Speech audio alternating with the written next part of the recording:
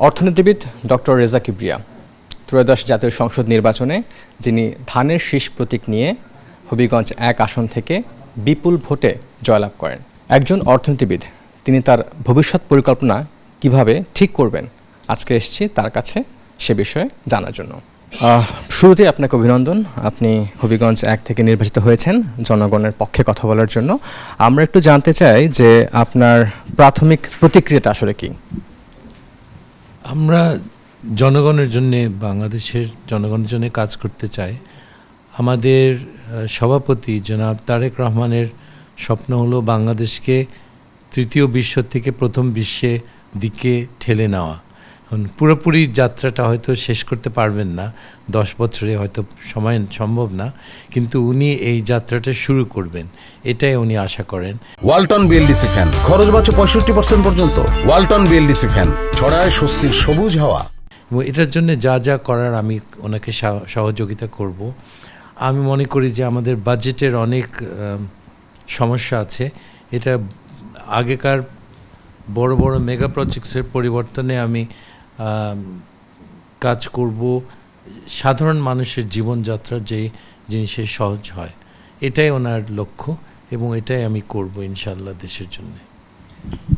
গত যে সময়টা ছিল প্রায় 17-18 বছর, সেই সময়টায় আসলে আপনি একজন অর্থনীতিবিদ হিসেবে কেমন দেখেছেন, এবং এখন যেহেতু আপনি জনগণের পক্ষে কথা বলার জন্য এসেছেন, আপনি কী ধরনের পরিবর্তন আনতে পারবেন বলে আপনার মনে হয়? 18 বছর আমার মনে হয় এটা বেসিক্যালি নষ্ট হয়েছে। এই সময়টা আমাদের দেশের ইতিহাসে লোকে মনে রাখবে যে এই সময়টা আমরা নষ্ট করেছি একটা অদক্ষ একটা সরকারের হাতে ক্ষমতা রেখে। আমরা যে যে কাজগুলি করব সেগুলো ওরা যেগুলো করেছে সেগুলি প্রথমে উল্টানো দরকার, সেগুলো বদলানো দরকার। ব্যাংকিং খাতে এখন এমন খারাপ অবস্থা হয়ে গেছে, যারা আসল ব্যবসায়ী, যারা ভালো বিনিয়োগকারী, তারা লোন পায় না, কিন্তু পায় সব কিছু লোক যারা কোনোদিন তাদের লোন ফেরত দেওয়ার কোনো পরিকল্পনা কোনোদিন ছিল না, সেই ধরনের মানুষকে লোন দেওয়া হয় রাজনৈতিক প্রেসারে। এটা আমি মনে করি এটা খুব দুঃখজনকের চেয়ে বেশি এটা খুব বোকামি, কারণ পুরো অর্থনীতির অগ্রগতি এই ব্যাংকিং সেক্টরের ফেলিয়ারটা ধরে রাখে। বাংলাদেশের প্রেক্ষাপটে আপনি একজন জনপ্রিয় মানুষ এবং আপনি একজন অর্থনীতিবিদ। সেক্ষেত্রে যদি আপনাদের দলের চেয়ারম্যান যদি চিন্তা করেন যে আপনাকে কোনো মন্ত্রণালয় দেওয়া হবে, আপনি আসলে আশাবাদী কিনা এরকম কোনো একটা পদে যেতে? সবসময় আশাবাদী, সব এমপিরা 300 জনই আশাবাদী।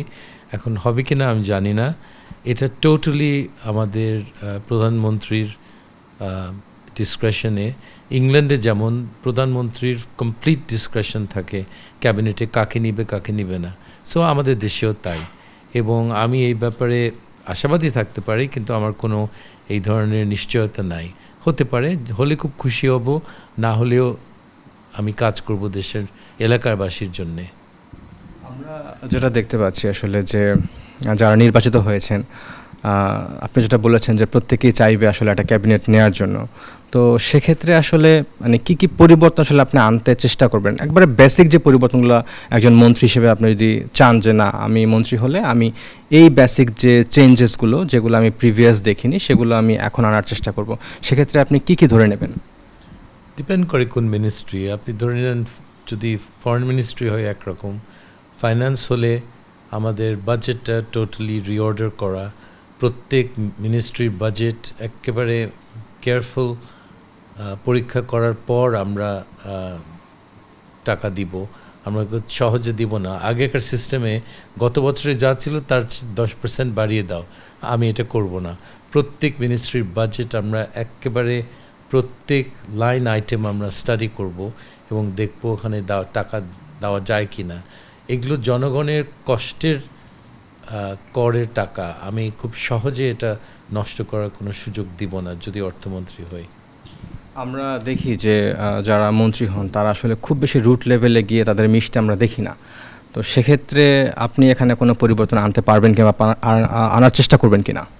হ্যাঁ, নিশ্চয়ই, কিন্তু সারাক্ষণ রুট লেভেলে থাকা কঠিন যদি মন্ত্রিত্বের কাজ করতে হয়। আর অর্থ মন্ত্রণালয় বিশেষ করে একটা টেকনিক্যাল মিনিস্ট্রি, এখানে সময় দিতে হয়, এটা খুব ক্যাজুয়ালি কাজ করার জায়গা না। তো অবভিয়াসলি আমাকে একটা ব্যালেন্স করতে হবে, জনগণের কিছু আশা আছে আর তাদের সাথে যোগাযোগ না থাকলে তারা কি চায় আমি তো জানতে পারবো না। সো আমি রুট লেভেলে একটা কানেকশন রাখবো। আমি প্রত্যেক মাসে ইংল্যান্ডের স্টাইলের মতো সার্জারি করব। আপনি জিনিসটা শুনেছেন? সার্জারি কি জানেন? না, প্রত্যেক এমপির কনস্টিটিউয়েন্সিতে তারা ফেরত যায় প্রত্যেক মাসে। আপনি যে কোনো সমস্যা নিয়ে এমপির সাথে 5-10 মিনিট কাটাতে পারবেন, জাস্ট উইদাউট অ্যাপয়েন্টমেন্ট, রাস্তা থেকে এসে। তো আমার কনস্টিটিউয়েন্সিতে 4,60,000 ভোটার্স, একটু কঠিন, প্রত্যেককে সময় দেওয়া কঠিন, কিন্তু আমি সার্জারির মাধ্যমে হয়তো কয়েকশো লোককে দেখতে পারবো প্রত্যেক সপ্তাহে, এটা আমি আশা করছি। সো তারা কি চায় এটা বোঝাও দরকার, না হলে তো আমরা ওই রকম বিচ্ছিন্ন হয়ে যাব আওয়ামী লীগ সরকারের মতো। জনগণের থেকে বিচ্ছিন্ন হলে কোনো সরকার টিকবে না। 200 প্রায় 300 আসনের সংসদ আসনের আপনারা 200+ আসন আপনারা জিতেছেন। তো সেক্ষেত্রে আসলে জনগণ যে আপনাদের বিশ্বাস করেছে এবং তারা আপনাদেরকে ক্ষমতায় এনেছে, আপনাদের আসলে জনগণের প্রতি আপনার নিজের ব্যক্তিগত একটা মতামত আমি জানতে চাই। জনগণ আমাদের শহীদ প্রেসিডেন্ট জিয়াউর রহমানকে ভোট দিয়ে তারা ঠকেনি, বেগম খালেদা জিয়াকে ভোট দিয়েও তারা ঠকেনি, এবং ওনাদের ছেলেকেও ভোট দিয়ে আমার মনে হয় না তারা ঠকেছে। তারা ভালো রেজাল্টই পাবে, কিন্তু এটা হলো একটা সময়ের ব্যাপার। আমাদেরকে একটু সময় দেন, বছর দুয়েকের মধ্যে পজিটিভ চেঞ্জেস দেখবেন, এবং 5 বছর পরে বড় বড় চেঞ্জেস দেখবেন, পরিবর্তন বাংলাদেশে। এবং এই পরিবর্তন আপনি বুঝতে পারবেন যে এটা একটা পুরো একটা ট্রেন্ড, একটা ইতিবাচক একটা ট্রেন্ড বাংলাদেশে। যদি এটা চলতে থাকে, আমরা একদিন প্রথম বিশ্বে দেশ হিসাবে পরিচিত হব।